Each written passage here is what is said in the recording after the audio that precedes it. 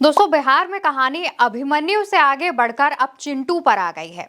अब चिराग और मांझी के बीच इस चिंटू शब्द को लेकर के रार छिड़ी हुई है।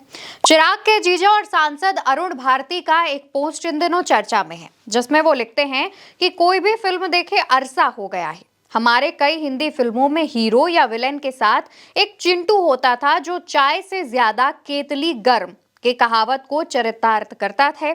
आज भी राजनीति में इस चिंटू के किरदार को बखूबी निभा रहे हैं कुछ लोग। वो जब इस बात को लिखते हैं तो यहाँ पर चिंटू नाम का उपयोग करते हैं और इशारा करते हैं कि हीरो या विलेन के साथ चिंटू होते थे और इस तरीके की तमाम बातें। अब जब इन्होंने चिंटू लिखा तो इसके तमाम मतलब निकाले जाने लगे, क्योंकि बिहार में विधानसभा चुनाव है और ऐसे में कोई भी नेता अगर कोई भी पोस्ट करता है तो उसके पीछे किसी ना किसी पर निशाना साधा गया होता है या फिर उसका कोई मतलब होता है। अब इसको लेकर के अरुण भारती का जब पोस्ट आया तो उस पर पलटवार जिसने किया उनका नाम आप जानकर चौंक जाएंगे। अरुण भारती लोजपा से आते हैं, यानी रामविलास पासवान की पार्टी से आते हैं। रामविलास पासवान के दामाद हैं और चिराग पासवान के जीजा हैं। उन्होंने ये पोस्ट किया तो इसके पोस्ट के रिप्लाई में जीतन राम मांझी के राष्ट्रीय प्रवक्ता इस पर रिप्लाई करते हैं। जीतन राम मांझी की पार्टी हिंदुस्तानी आवाम मोर्चा के राष्ट्रीय प्रवक्ता नंदलाल मांझी इस पर लिखते हैं, हमारे एक सहयोगी ने बंदर पाला है, उसका नाम चिंटू रखा है। यानी कि दोस्तों, अभिमन्यु पर जो अभी तक रार टकरार हो रही थी अब वो चिंटू पर आ गई है। यहाँ पर जब अरुण भारती की तरफ से चिंटू शब्द का इस्तेमाल किया गया तो तमाम लोग अपने अपने कयास लगाने लगे कि क्या वो नीतीश कुमार के लिए है या फिर वो जीतन राम मांझी के लिए है। ऐसा इसलिए क्योंकि चिराग पासवान किसी भी मंच पर पहुंच रहे हैं वो नीतीश कुमार की सरकार पर निशाना साध रहे हैं। अभी हाल फिलहाल की बात करें तो चिराग पासवान ने बिहार में ध्वस्त होती कानून व्यवस्था को लेकर के एक पोस्ट किया और उसमें बिहार में जो कानून व्यवस्था की चीजें चल रही हैं, जो अपराध चल रहे हैं, उस पर सवाल किया।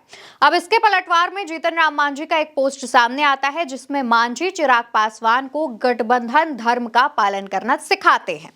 इसके बाद ये जो तकरार है वो और ज्यादा आगे बढ़ती है। बात अभिमन्यु पर आती है, जहां पर अरुण भारती जो चिराग के जीजा हैं वो चिराग को अभिमन्यु बताते हैं और कहते हैं कि भले ही अभिमन्यु में जो एक्सपीरियंस है उसकी कमी थी, लेकिन उसके बावजूद वो रण में उतरा। इस तरीके की जो बात है वो सामने आती है। इस पर जेडीयू की तरफ से भी पलटवार किया जाता है। जेडीयू की तरफ से नीतीश कुमार के करीबी पूर्व एमएलसी की तरफ से पलटवार किया जाता है और उसके बाद मांझी की तरफ से भी इस पर पलटवार होता है। यानी दोस्तों, कुल मिलाकर के बिहार में अब बिना नाम लिए एनडीए के ही सहयोगी दल और गठबंधन आपस में भिड़े हुए हैं। अब ऐसा इसलिए भी किया जा रहा है क्योंकि चिराग पासवान प्रेशर पॉलिटिक्स खेल रहे हैं। उनका मानना यह है कि वो नीतीश कुमार के खिलाफ अगर कैंपेनिंग करेंगे तो भाजपा उन्हें इसके एवज में ज्यादा सीटें दे सकती है, क्योंकि अगर हम 2020 के विधानसभा चुनाव को देखें तो उस दौरान चिराग पासवान की पार्टी अकेले चुनाव लड़ती है। 130 से ज्यादा सीटों पर चिराग पासवान ने अपने कैंडिडेट उतारे और उसका सबसे ज्यादा नुकसान नीतीश कुमार को हुआ और नीतीश कुमार की पार्टी जेडीयू तीसरे नंबर पर आ गई। यानी सभी को यह बात पता है कि चिराग पासवान सीधे सीधे नीतीश कुमार के वोट बैंक में सेंध लगाते हैं।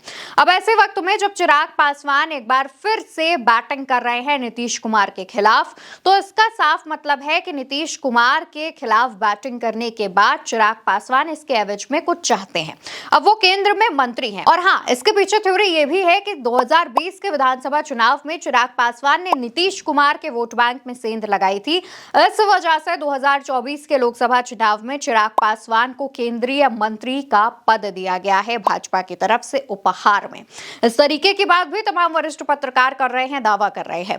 अब 2025 के विधानसभा चुनाव में जब चिराग पासवान नीतीश कुमार के खिलाफ बैटिंग कर रहे हैं तो कहा यह जा रहा है कि क्या उन्हें बिहार में बीजेपी कोई बड़ा पद दे सकती है, क्योंकि अगर चिराग पासवान को मुख्यमंत्री का पद भाजपा की तरफ से दिया जाता है तो भाजपा एक साथ कई निशाने साध सकती है। पहला ये कि उसने बिहार में एक दलित को मुख्यमंत्री बनाया, क्योंकि चिराग पासवान दुसाध जाति से आते हैं जो कि 5 से 6% बिहार में है और वो दलित समुदाय से है। चिराग पासवान को अगर सीएम बनाया गया तो वो दलित जाति से आते हैं, युवा हैं और उनके साथ युवाओं का एक बहुत बड़ा वोट बैंक जुड़ा हुआ है। तो इससे वो एक चीज और ये भी साध सकते हैं कि युवा है वो, तो उनके पास विजन होगा, सोच होगी बिहार को विकसित करने की।